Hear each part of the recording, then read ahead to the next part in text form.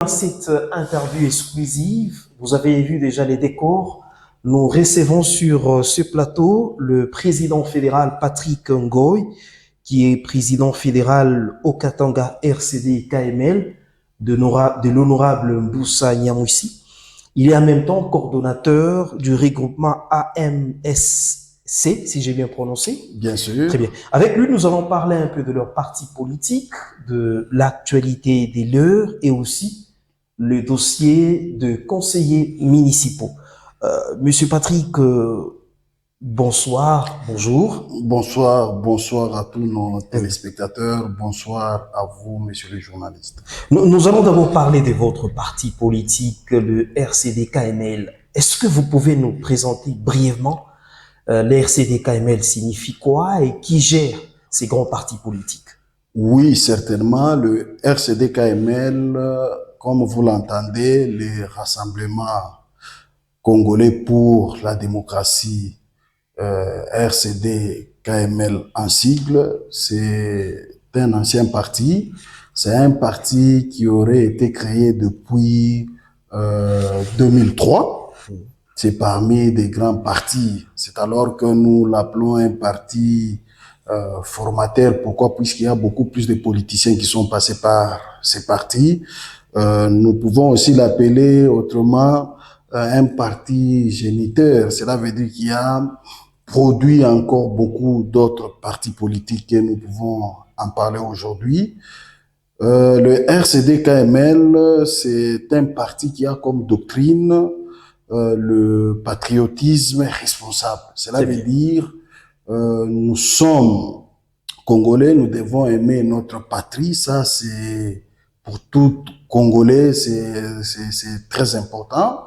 Responsable, pourquoi? Cela veut dire nous devons nous comporter aussi en responsable tout en aimant notre pays. Cela veut dire quand un responsable pose un geste, c'est avec détermination, pas avec légèreté. C'est alors que vous allez voir que nous sommes totalement impliqués dans tout ce qui se passe pour permettre, pour soutenir la population, soutenir les chefs de l'État, soutenir les institutions, afin que nous puissions avoir un avenir meilleur. Mais où se trouve l'honorable Mboussa Nyamwisi? Je l'ai vu quand il était ministre de la décentralisation, si je ne me trompe pas. C'était ça? Bien sûr, il était ministre de la décentralisation dans le gouvernement Sama Lukonde. Oui.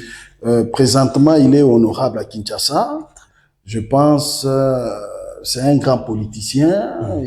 Nous sommes dans une phase là où peut-être il faudrait réconcilier notre idéologie avec les militants, la population. Il faudrait recueillir aussi les informations pour permettre à ce que nous soyons un parti solide qui défend l'intérêt du peuple. Très bien. Parlons maintenant de votre parti. Est-ce qu'il est dans l'union sacrée ou bien on s'est dit, bon, l'autorité morale n'a pas été reconduite dans le gouvernement, il faut quitter l'union sacrée, ou bien vous êtes toujours en train de soutenir la vision du chef de l'État? Bien sûr. Je vais commencer par expliquer en réalité l'union sacrée.